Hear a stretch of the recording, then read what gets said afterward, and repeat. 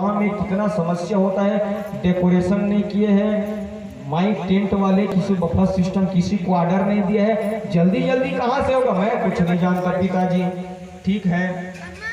और इधर जब से रुक्मणी बड़ी हुई, आए दिन कोई कोई संत महात्मा आते हैं और रुक्मणी जी के सामने भगवान श्री कृष्ण के रूप के धाम के महिमा गान करते हैं। तो रुक्मणी जी को भगवान श्री कृष्ण से प्रेम हो गया, जबकि भगवान को देखे नहीं है, केवल सुन सुनकर प्रेम हो गया।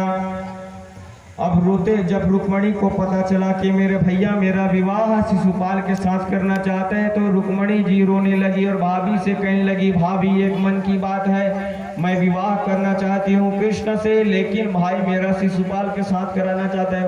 भाई बोली, हाय राम, परसों बारात आने वाला है, ये बात तुम मुझे आज बता रही हो, अब क्या करो भाभी, अभी भी कुछ नहीं बिगड़ा है तो क्या करो, एक पत्र लिखो, प्रेम पत्र, और किसी ब्राह्मण के हाथ भिजवा देना।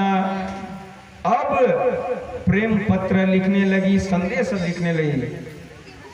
रुक्मणी जी ने 7 श्लोक में भगवान श्री कृष्ण के लिए पत्र क्या लिखती है, रुक्मणी जी लिखती है, श्रुत्वा गुणान भवन सुंदर श्रृणवतां ते निर्विश्य कर्ण विवरे हरतो गतां पगम रूपम दृशा दृशता मता मखिलार्थलाभम त्वयच्युता विसते चित्तम पत्रपम में। लिखने लगी, क्या कहने लगी, रुक्मणी जी ने पत्र लिखा 7 श्लोक का और ब्राह्मण के पास भिजवा दिया। ब्राह्मण देवता गए और भगवान श्री कृष्ण के सामने आ गए, और भगवान श्री कृष्ण ने देखा ब्राह्मण देवता है, ब्राह्मण देवता को प्रणाम किया और सीधे अपने अंतःपुर में ले गए। ब्राह्मण को स्नान कराया, भोजन करा, उसके बाद पूछा, महाराज कहिए कैसे आना हुआ, क्योंकि भूखा ब्राह्मण से बात नहीं करना चाहिए, शेर से भी ज्यादा खतरनाक होता है जब ब्राह्मण भूखा होता है। बोलो राधे राधे। दोनों हाथ उठाकर, जिसके पास 2 हाथ है 2 हाथ उठाएंगे, जिसके पास 4 है 4 उठाएंगे, नहीं है उसका छुट्टी है खिट्टी। बोलो राधे राधे। दोनों हाथ उठाकर राधे राधे राधे राधे, श्याम से मिला दे। तो माता रुक्मणी जी ने कृष्ण के लिए पत्र लिखा, ब्राह्मण जी चले गए और ब्राह्मण को भोजन कराया। अब जब ब्राह्मण जी भोजन करके डकार मारे, पेट में हाथ घुमाए, तो पूछा, कहाँ से आए हो महाराज, कैसे आना हुआ। ब्राह्मण देव कहने लगे, महाराज मैं विदर्भ देश से रहता हूँ और माता रुक्मणी ने, आप राजकुमारी रुक्मणी ने आपके लिए पत्र भेजा है महाराज। अच्छा पत्र भेजा है तो पढ़कर सुनाओ। ब्राह्मण देवता, क्षमा करो महाराज, ये आपका प्राइवेट पत्र है, अगर सार्वजनिक होता तो सबके सामने सुनाता, ये खास रूप से गुप्त रूप से आपके लिए लिखा है। भगवान बोले, मैंने आज तक कोई भी बात ब्राह्मणों से नहीं छिपाया है, इसलिए जो लिखा हो सब सुनाओ। ब्राह्मण सुनाने लगे। रुक्मणी जी कह रही है, हे अच्युत, हे भुवन सुंदर, जब से आपकी महिमा के बारे में सुनी हो, मैंने केवल आपके बारे में सुना है, आपको देखा नहीं है। मैं सुनी हूँ, देखी नहीं हूँ, तो सुन सुनकर आपकी महिमा से मेरे कान तृप्त हो गए, लेकिन मेरे आंख आपको देखने के लिए तरस रहे हैं। मेरे हृदय में आपका सुंदर चित्र अंकित हो गया है, तो आपका कब दर्शन होगा, आप कब मिलोगे। मैं आपसे विवाह करना चाहती हूँ, लेकिन मेरा भाई रुक्मी आपका कट्टर विरोधी है। मेरा विवाह शिशुपाल के साथ तय कर दिया है, परसों बारात आने वाली है, तो कहीं ऐसा ना हो कि शेर के भाग को सियार ले जाए। तो परसों आप आ जाना। अगर आप मुझे जबरदस्ती ले जाने की कोशिश करोगे तो लड़ाई झगड़ा होगा, और मैं नहीं चाहती कि मेरा विवाह लड़ाई झगड़ा में होगा। चुपचाप मामला निपट जाए, इसके लिए मैं उपाय बताती हूँ। परसों मैं विवाह से पहले मंदिर जाऊंगी गिरजा पूजा करने के लिए, कोई नहीं रहेगा, उसी समय हरण कर लेना। भगवान सुने, भगवान जोर जोर से हंसने लगे। ब्राह्मण देव बोला, क्या बात है महाराज, क्यों हंस रहे हो।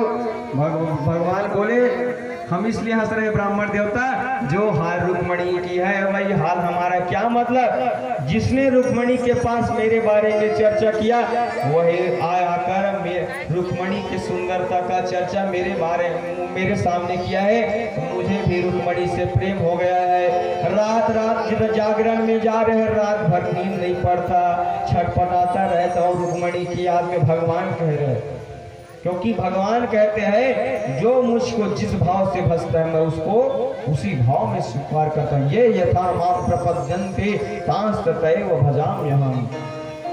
तो रुक्मणी भगवान से प्रेम करती है, प्रेम का भाव है, भगवान भी प्रेम करने लगे। और ब्राह्मण देव बोले तो आपका क्या खबर है? अरे खबर को छोड़ो, चलो। ब्राह्मण देव के हाथ पकड़कर भगवान रथ में बैठ गए और रथ में चढ़कर कुंडनपुर के लिए रवाना हो गए। इधर बलराम जी आ रहे थे, बलराम जी ने देखा कृष्ण कन्हैया, इतने में कन्हैया जी 911 हो गए। बलराम जी आया, पूछे द्वारपाल से, ये बताओ जल्दी जल्दी द्वारकाधीश कहाँ भागे गए? महाराज कुंडनपुर से एक महाराज आया था, साथ में पत्र लाया था, हम ही ने मिलाया था भगवान से, न जाने पत्र पढ़ते क्या हुआ, एकदम से भाग गए।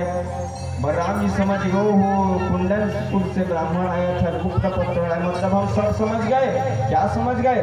कुंडनपुर की राजकुमारी है रुक्मणी, जिसका स्वयंवर हो रहा है, और मैं कृष्ण की आदत को बचपन से जानता हूँ, ये टेढ़ी टांग वाले गड़बड़ करेगा। यदि भगवान ने चाहा तो बहू रानी लेकर आएंगे, इसलिए तुम लोग सुन लो, द्वारकावासी सब लोग तैयारी कर लो, क्योंकि बहू रानी आने वाला है। और सैनिक ले जाकर बलराम जी सैनिक के साथ कुंडनपुर के लिए गए। सुबह शाम को भगवान पहुंचे कुंडनपुर में, और कुंडनपुर में पहुंच गए जैसे, और बारात लेकर शिशुपाल आ गया था। रुक्मणी घबराई, है भगवान बारात आ गई, न ब्राह्मण का पता है न कृष्ण का पता, भगवान जाने क्या होगा। घबराने लगी, इतने में ब्राह्मण देवता आते हुए दिखाई दिया और कहा महाराज पत्र को दे दिए हो?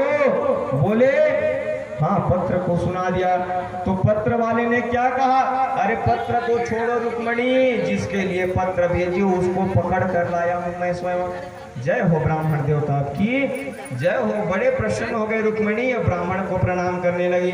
अब रुक्मणी सुबह गिरजा पूजन करने के लिए गई मंदिर। अब आपसी बात तो हो गया थे, मंदिर में आके हरण कर लेना। भगवान भी एकदम अप टू डेट रेडी थे, एकदम दूल्हा बनकर आए थे। शिशुपाल के साथ जरासंध आया था और 17 बार जरासंध को भगवान ने हराया था। जरासंध ने कहा मित्र शिशुपाल, मुझे भनक लगा है कि कृष्ण आया है, और न तो कृष्ण को भीष्मक ने बुलाया है, न किसी ने बुलाया, न घराती है न बराती, तो क्यों आया है तो दाल में जरूर कुछ काला, इसलिए सावधान रहने हैं। शिशुपाल घबराने लगा। शिशुपाल के बराती बोले मित्र, अरे मित्र चिंता क्यों करते हैं, हम तुम्हारे शादी के लड्डू समोसा आलू मुंडा भजिया खाने के लिए थोड़ी आए हैं, तो हम जाकर अभी राजकुमारी की रक्षा करेंगे। और माता रुक्मणी गिरजा पूजन करने के लिए मंदिर में गए। मंदिर के चारों तरफ सैनिक ने घेर लिया बारातियों ने, और मंदिर में जाकर माता रुक्मणी गौरी मैया से पूजन करने लगी। नमस्ते त्वाम्बिके भीक्षणं स्वसंतानायुतां शिवां भूयात् पतिर्मे भगवान कृष्णस्तदनु मोदता। क्या स्तुति करती है? जय जय गिरि